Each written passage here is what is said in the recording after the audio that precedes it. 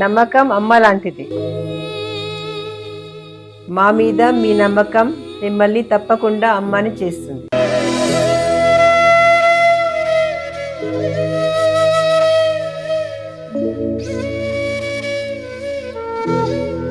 నేడు ఎంతో మంది మా మీద నమ్మకంతో అమ్మాయారు. మీకోసం అమ్మతనం ఎదురు చూస్తుంది. వివరాలకు సంప్రదించండి. Kiran infertility centre, Hyderabad, Bengaluru, Chennai, Delhi. ఓం నమ శివాయ నమ. జై పరబ్రహ్మ పరమాత్మ నమ. జగత్తుత్తే సతీ పలయ బ్రహ్మ హరిహరాయ త్రిగుణాత్మే సర్వగౌతిగామి దర్శ దత్తాత్రేయ నమసిద్ధిని సిద్ధి కురు కురు స్వ కుర్రో కుర్రు కొండ దేవత అమ్మ పలుకు, జగతమ్మ పలుకు, సమ్మక్క పలుకు, సారలమ్మ పలుకు, వనదేవత పలుకు. జై కొండ దేవతాయ నమ. ప్రజలందరికీ నమస్కారము. 2026 మార్చి నెల ఈ 12 రాసులకి స్థితిగతులు ఎలా ఉన్నాయి, వీళ్ళు చేయాల్సిన కార్యక్రమాలు ఏ టైం నుంచి ఏ టైం వరకు ఏ విధంగా వెళ్తే వీళ్ళకి కలిసి వస్తుంది, మరి కొన్ని కళ్యాణాలు కూడా దగ్గరకు వచ్చి ఆగిపోవటం, కొన్ని వ్యాపార ఉద్యోగంలో కూడా కొన్ని ఇబ్బందులు కావటం, రావాల్సిన డబ్బులు చేతికి రాకోకుండా పోవటం, చేతుకుంటూ అప్పు ఇచ్చిన డబ్బులు కూడా తిరిగి రాకోకుండా ఉండటం, మరి రాజకీయ విషయాల్లో కూడా అనేకమైన కొన్ని సమస్యలు కొంచెం ఎదురు కావటం, మరి వాళ్ళు చేయాల్సిన వ్యాపార ఉద్యోగ విశేషాల్లో వ్యవసాయ రంగంలో కూడా అనుకూలం లేని దాని వలన, మరి ఈ అన్నిట్లో ఈ 12 రాసుల్లో ఉండవలసిన వాళ్ళందరికీ ఎలా ఉంటుంది, ఎలా ఉండబోతుంది అనేది మనం చెప్తున్నాము. ఏ సమస్యకైనా కూడా ఒక పరిష్కారం అనేది ఉంటుంది. కాబట్టి మనిషి పడ్డవాడు చెడ్డవాడు కాదు. కాబట్టి వాడి టయాలను బట్టి కొన్ని మనం తెలుసుకోవాలి. మరి జ్యోతిష శాస్త్రం అంటే ఇది 3వ నేత్రంతో సమానం. కాబట్టి చాలామందికి ఏముందిలే అనుకుంటారు. కాబట్టి దేనికైనా తొక్కితే రాయి, మొక్కితే దేవుడు, నమ్మకంతోనే ఏదైనా అవుతుంది. కానీ నమ్మకం లేనిది భగవంతుడు వచ్చి చెప్పినా కూడా మనం వినుకునే పరిస్థితిలో లేవు. అదే విధంగా ఈ 12 రాసులకి మనం ఇప్పుడు చేయాల్సిన కార్యక్రమం అసలు ఏమేమి జరుగుతుంది, ఏమేమి జరగబోతుంది అనేది ఇప్పుడు మనం చెప్పబోతున్నాం. ఓం నమ శివాయ నమ. ప్రజలందరికీ నమస్కారము. 2026 మార్చి నెల మిథున రాశి ఫలితాలు. మిథున రాశిలో ఉండవలసిన వాళ్ళందరికీ మృగశిర నక్షత్రము 3, 4 పాదములు అనగా, ఆరుద్ర నక్షత్రము 1, 2, 3, 4 పాదములు అనగా, పునరస్తు నక్షత్రము 1, 2, 3 పాదములు అనగా కలిస్తేనే మిథున రాశి ఫలితాలు. ఈ మిథున రాశిలో ఉండవలసిన వాళ్ళందరికీ ఆదాయంలో 8, ఖర్చులో 11. అంటే ఆదాయం కన్నా ఖర్చు ఎక్కువగా కనబడుతుంది. మరి రాజపూజిత అంటే మనల్ని అందరూ గౌరవించేవాడు ఒకడైతే మనల్ని అవమానించేవాళ్ళు 7 మంది ఉన్నారు.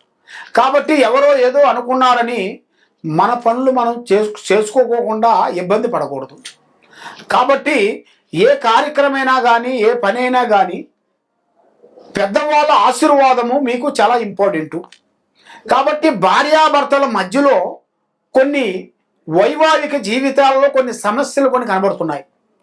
మరి ఎన్నో రోజుల నుంచి భార్యాభర్తల మధ్యలో వాళ్ళకి కొన్ని సికాకులు ఇబ్బందుల వలన ఒకళ్ళ మాట ఒకళ్ళకి అండర్స్టాండింగ్ లేకోకుండా ఈ కుటుంబాన్ని నేనే సాపుతున్నానని,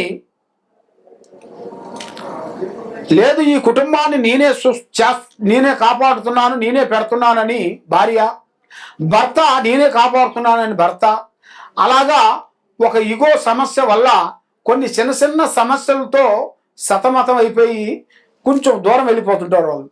ఆటోమేటిక్గా దూరం అంటే వాళ్ళ మీద ఉండాల్సిన నాగబంధ దోషం అంటారు. ఆ నాగబంధ దోషం వల్ల వాళ్ళకి ఆ నాగబంధ దోషంతో పాటు కాలసర్ప దోషం, ఈ 2 వాళ్ళకి సెట్ కావు. ఆ 2 దోషాల వల్ల వాళ్ళకి ఏమవుతుందంటే వాళ్ళు ఎంత మంచిగా ఉన్నా సరే ఈ దోషాల వల్ల ఇడిపోతుంటారు. మరి ఎలాంటి దోషాలు ఉండాల్సిన వాళ్ళు కూడా వాళ్ళకి కొన్ని చూసుకొని మరి పూజా కార్యక్రమాలలో వాళ్ళ మీద ఉండాల్సిన దరిద్ర దోషాన్ని కొంచెం తీసేసుకుంటే మళ్ళీ ఆటోమేటిక్గా వాళ్ళిద్దరు కలిసి వచ్చే మార్గాలు కూడా సెలవరికి కనబడుతున్నాయి.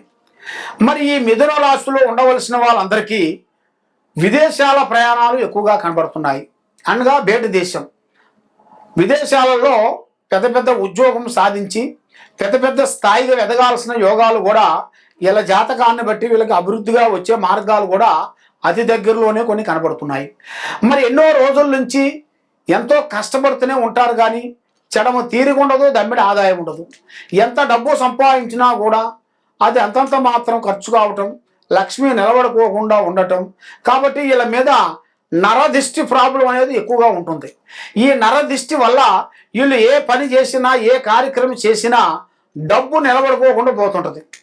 ఏ కార్యక్రమం అనుకుంటారో ఆ కార్యక్రమం వీళ్ళు ఆ రూటుకు పోకోకుండా ఇంకో రూటుకి వెళ్ళిపోతుంటారు. మరి వీళ్ళు చిన్న వయసు నుంచి చాలా కష్టపడి చదువుతారు. మరి ఇన్ని రోజుల నుంచి కష్టపడ్డ దానికి కూడా వాళ్ళకి ప్రతిఫలం రాకముందు వాళ్ళు ఏం చేస్తారంటే తొందరపాటు వల్ల ఏదో ఒక ఉద్యోగంలో చేరిపోతారు. మరి వాళ్ళు ఇన్ని రోజులు పడ్డ కష్టానికి ప్రతిఫలం లేకోకుండా ఆటోమేటిక్గా కొంచెం తప్పుడు అడుగులు వేస్తుంటారు. దానివల్ల వాళ్ళ లైఫ్లో వాళ్ళ కెరీర్లో చాలా ఇబ్బందులు కొన్ని ఎదురవుతుంటాయి. కాబట్టి ఇన్ని సంవత్సరాలు ఆగింది ఇంకొక సంవత్సరం ఆగినట్టుగా వాళ్ళ లైఫ్ టర్నింగ్ పాయింట్ అవుతుంది. కానీ అలాంటివి లేకోకుండా మధ్యలో కొన్ని ఈ చెడు గ్రహాల వలన వీళ్ళకి ఏ కార్యక్రమం చేసినా కూడా కొంచెం డిస్టర్బెంట్ అవుతుంటాయి. మరి వీళ్ళకి రాజకీయంలో కూడా మంచి అభివృద్ధిగా కనబడుతుంది. సినీ ఫీల్డ్ కానీ యూట్యూబ్ రంగంలో కానీ ఉండవలసిన వాళ్ళందరికీ మంచిగా అభివృద్ధిగా పొందాల్సింది కూడా ఎన్నో రోజుల నుంచి రావాల్సిన కొన్ని కార్యక్రమాలు ఇప్పుడు వీళ్ళకి ఆటోమేటిక్గా వచ్చే మార్గాలు కూడా చాలా వరకు కనబడుతున్నాయి. మరి వీళ్ళ జీవిత జాతకాన్ని బట్టి చూసుకుంటే ఏది చేసినా ఎక్కడికి పోయినా కూడా వీళ్ళ మీద ఉండాల్సిన 2 గ్రహాలు ఘోషిస్తున్నాయి, రావు కేతువ. ఈ రావు కేతువుల వలన వీళ్ళకి ముందుకు పోకోకుండా వెనక్కి పోకోకుండా మధ్యలో వచ్చేసి ఆగిపోతుంటారు ఆటోమేటిక్గా. మరి ఎన్ని రోజులు కష్టపడ్డా కూడా అది చేతికాడికి వచ్చింది నోటికి అందుకోకుండా పోతుంటుంది. మరి ఇలాంటి సమస్యలతో చాలామంది సతమతం అయిపోతుంటారు. మరి వీళ్ళు ఎక్కువగా పూజించాల్సింది మెయిన్గా శ్రీరాముణ్ణి పూజించాలి. మనకు దగ్గరలో ఉండాల్సిన రామాలయం దగ్గరికి వెళ్ళి అక్కడ 9 ప్రదర్శనలు చేసి ఆ రామాలయంలో మనస్ఫూర్తిగా వీళ్ళు పూజా కార్యక్రమం కానీ అక్కడ ఏ పూజా కార్యక్రమం చేసినా వీళ్ళకి బాగా విజయంగా ఉంటుంది. కాబట్టి ఆ విధానంగా చేసుకునేట్టుగైతే వాళ్ళ కుటుంబానికి, వాళ్ళ భార్యాభర్తలకి, వాళ్ళు చేసే పనులకి అన్ని విధానాలుగా చాలా బాగుంటుంది. కానీ చాలామంది చాలా విధానాలుగా ఎన్నెన్నో పూజలు చేసుకొని ఎక్కడెక్కడో పోయి ఎవరెవరికో డబ్బులు పెట్టి ఎన్నో పూజలు ఎన్నో హోమాలు చేసి మాకు ఏది కాలేదు స్వామి అన్నట్టుగా చాలామంది బాధపడుతుంటారు. కాబట్టి మీకు ఎలాంటి సమస్య ఉన్నా కూడా ఈ కింద ఉండాల్సిన నెంబర్కి మాకు ఒకసారి సంప్రదించినట్టుగైతే మీ పేరుని బట్టి, మీ సమయాన్ని బట్టి, మీ జాతక యోగాన్ని బట్టి చూసి చెప్పగలుగుతాం. సర్వో జనా సుఖినో భవంతు. నమః శివాయ నమః.